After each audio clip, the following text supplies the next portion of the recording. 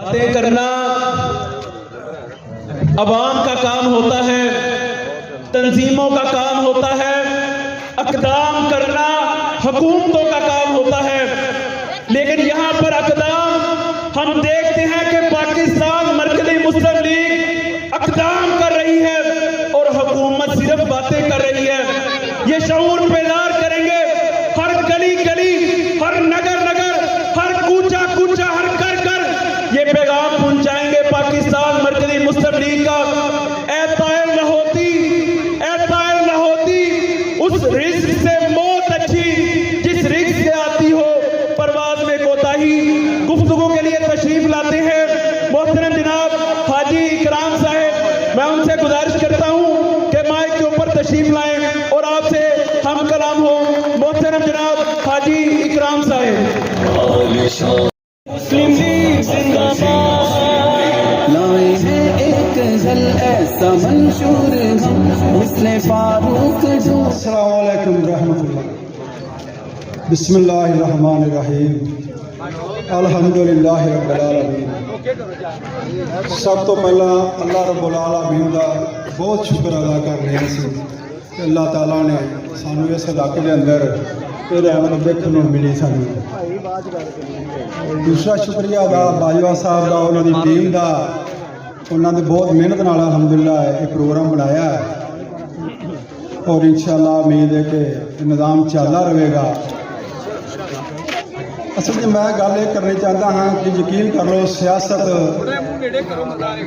सियासत बड़ी देर तो चल रही है तो कुछ लोग मैंने जानते हैं। मैं काफ़ी देर तो थोड़ी जी सियासत के नाल मेरी दिलचस्पी भी रही है, ज़्यादा नहीं तो 20 साल तक तकरीबन रही है।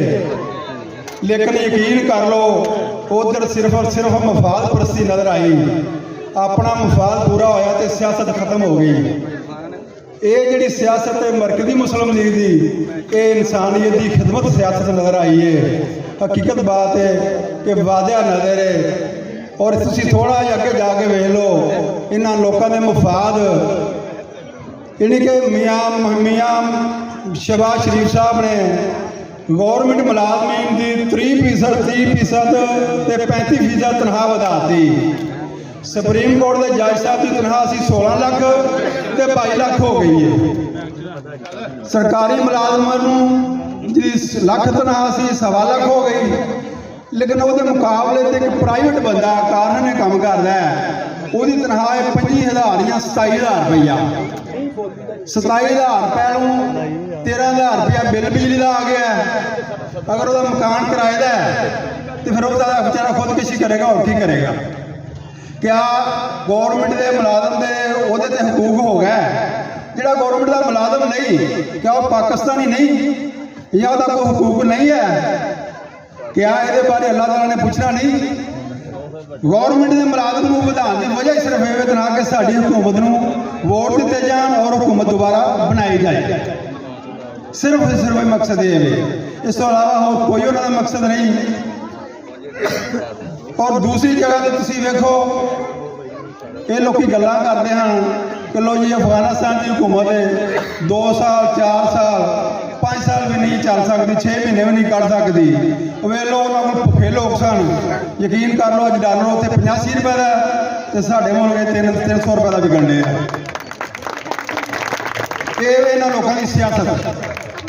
हकीकत बात है सिर्फ और सिर्फ मफाद है, इस तो अलावा कोई इन्हों को मामला कोई नहीं, कोई काम नहीं।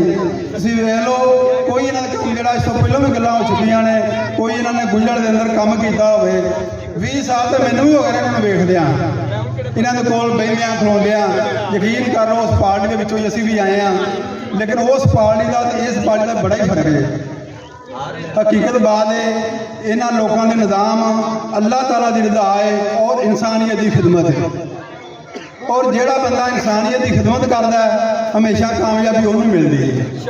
दूसरे बंदे को कभी कामयाबी जो सिर्फ वक्ती तो मफाद हो सकता है, सुबह कर लेगा शाम को कर लेगा। और ऐसे में इलाके वेखे ने, यकीन कर लो सुबह इलैक्शन ने शाम को खुरम दस्ती बुलाया, उन्होंने कहा जी वोट तां देंगे जी इस गली गैस पवेगा, तो सुबह तक गैस पै गया।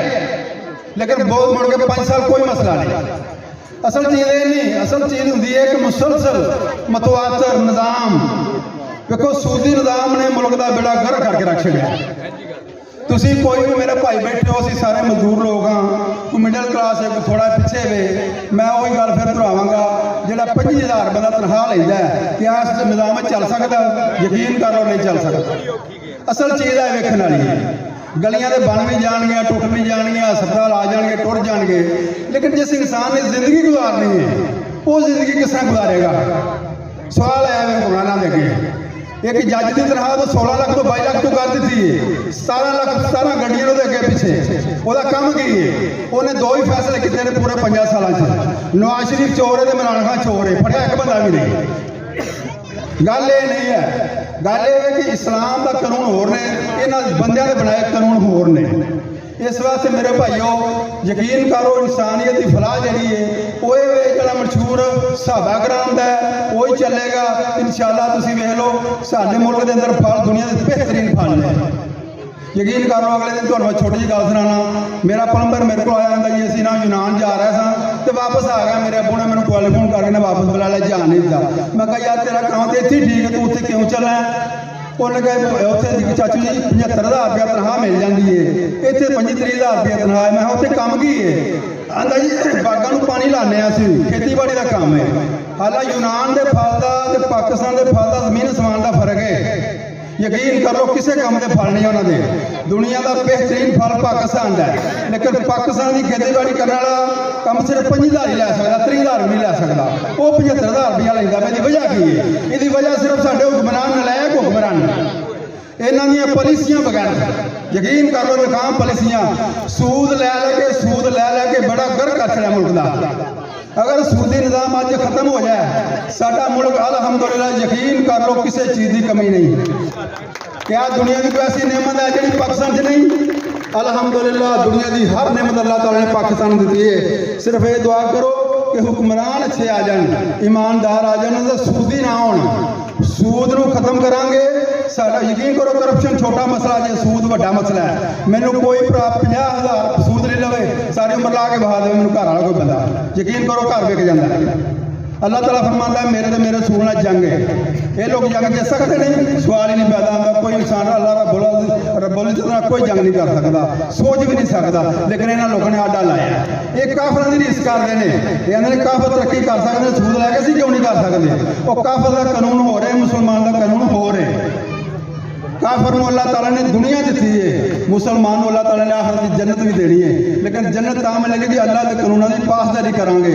इस्लाम सलामती का नाम है, लेकिन सलामती उदों बनेगी जो मुसलमान हुक्मरान अदल वाला आएगा। उमर फरूक रज़ियल्लाहु ताला दौर देख लो तुसी, एक पैसा कुत्ता मारदा है, उसकी पुछ की गल हो रही है, लेकिन अज बंदे खुदकशियां कर रहे हैं बिल देने तो। और इन्होंने हुण कोई चीज़ नहीं लगी, महंगाई दी गल्लां छड्ड दित्तियां ने। जदों दौर सी इमरान खान का, उहदे नाल वड्डे वड्डे बैनर लाए सन कि लो महंगाई मार्च मुकाओ, जुलूस कड्ढना, महंगाई खत्म करनी है। लेकिन हुण की कीता इन्होंने?